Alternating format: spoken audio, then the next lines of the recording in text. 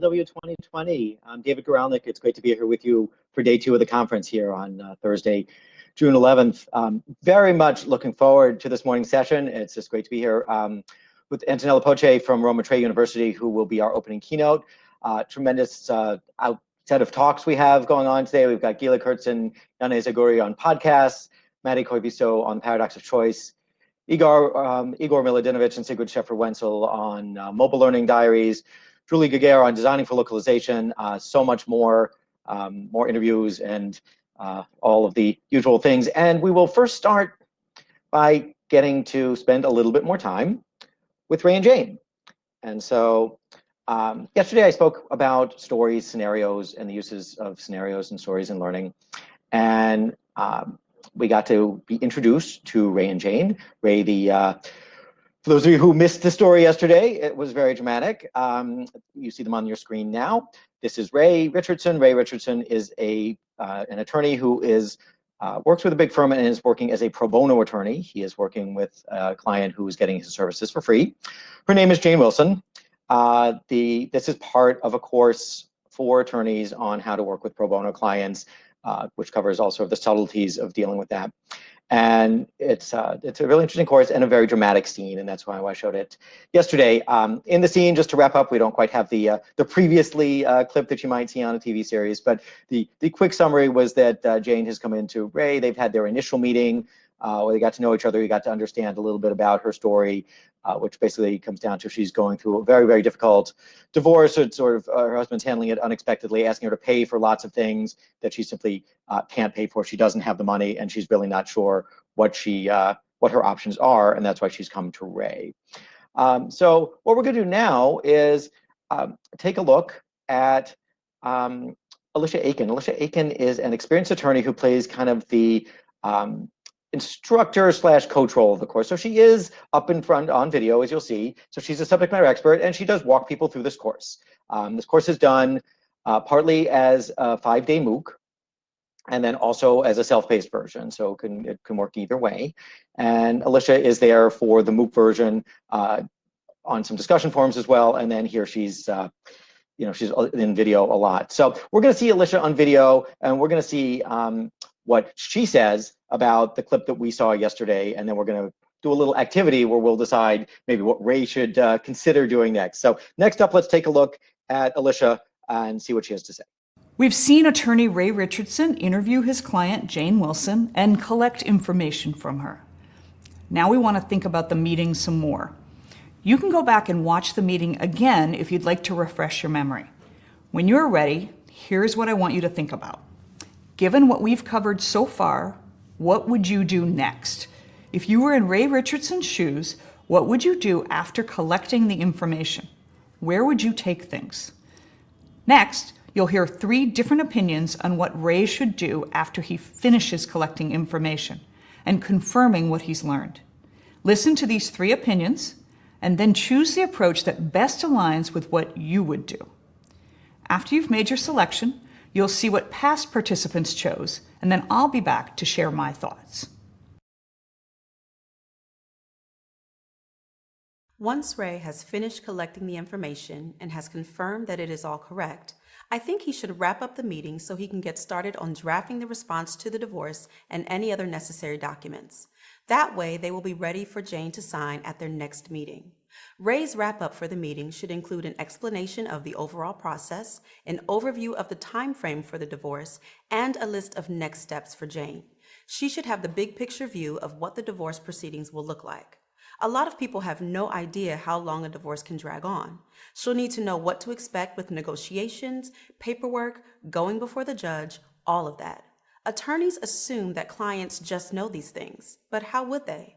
Knowing what is coming up will help take away the anxiety that Jane is feeling. After Ray has determined the basic facts of the case, I think he should explain to Jane what the law allows in her situation. Ray has explained what Jane's husband is asking for, so Ray should go through and explain which of those asks are realistic and which aren't.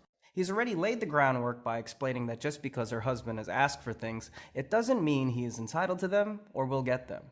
So now Ray should go through these with the actual facts and the law for their jurisdiction to determine what the law would allow. And even more importantly, they should do this for Jane too. They should review the legal remedies available for her. What does the law say she can and should get?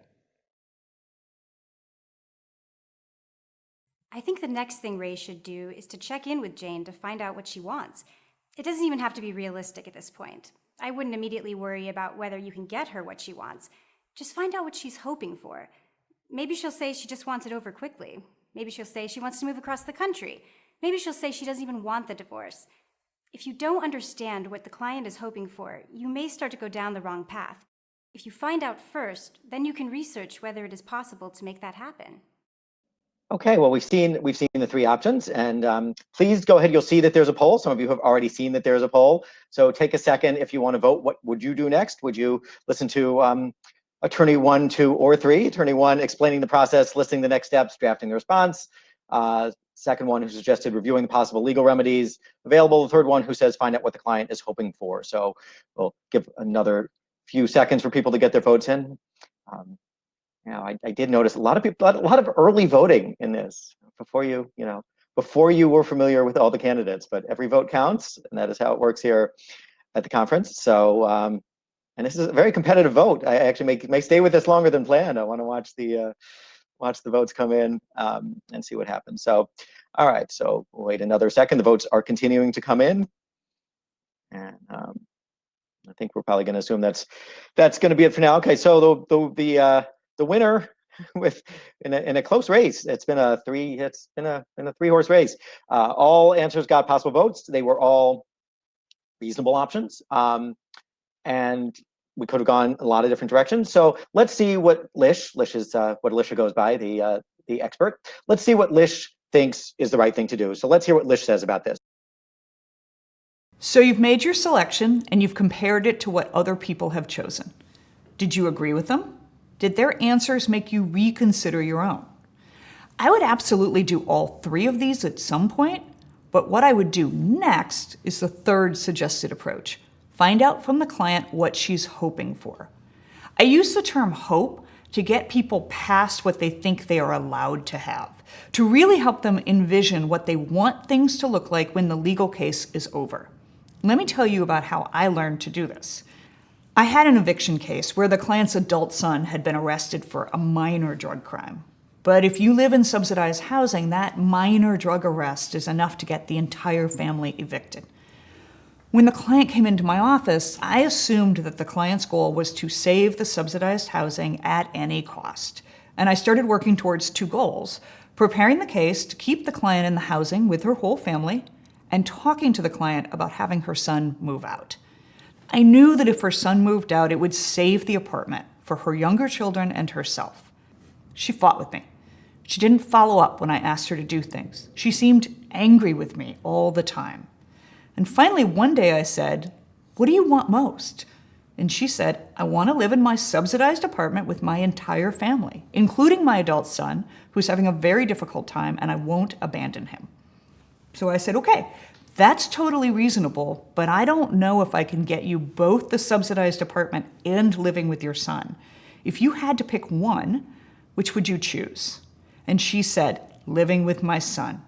If that's what we have to choose, the family will move and we will stay together."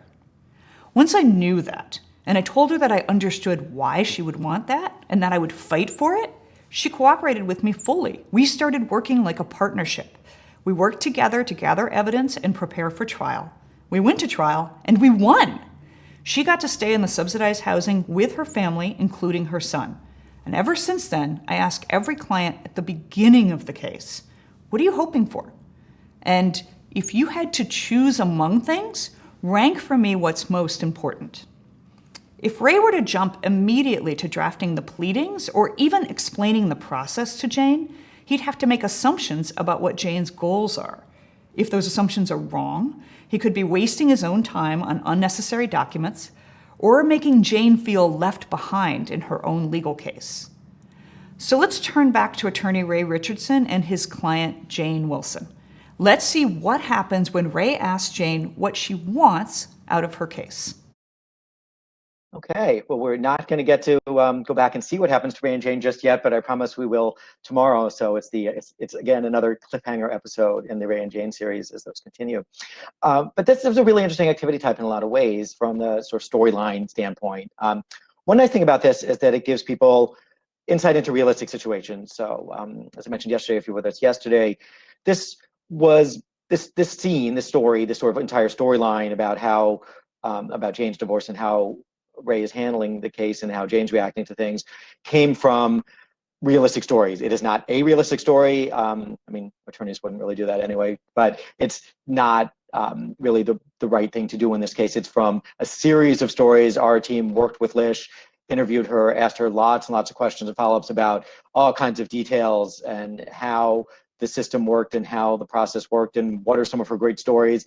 And as you can see from Lish's video, she has lots of great stories. So the storyline was carefully designed to make educational points and to be dramatic and to capture people's attention and to be realistic, but it was based on probably, dozens of realistic cases. It is not any particular case. It captured elements for it, and it was very carefully scripted. But it's a realistic story, and it is the kind of thing that attorneys might do. Many of you apparently are ready to be pro bono attorneys. So, 48% of the people agreed with the expert. But interestingly, there are arguments in all ways, right? So the choices that we had were, even for an experienced attorney, not entirely obvious. They are nuanced. There are advantages to one rather than the other. You could probably make your case for any of them. And as Lish pointed out, these are all things you want to do at some point. It's just, what do you want to do next is maybe a different question, the question you were asked, but there are arguments maybe you could make, and plausible arguments, even though Lish has her strong perspective about what she thinks is right. In the collaborative version of the course that runs as a MOOC, what happens is people then have the opportunity to debate the decisions that they've supported in the discussion forums, and sometimes they do, and sometimes they don't. People are busy, so you don't always get, not everybody's going to be able to spend time debating as much as we would like, but attorneys do like to debate, and so you will see some of that. So they can argue why they would do something or why they would not, and during the MOOC, Lish can participate in that, of course, as well as in the instructor role. During the self-paced version, you do lose that, but you still are dealing with nuanced choices, and you get an expert view of what it of what it could be, and of course you can take the course anytime, anywhere, and anytime that you'd like.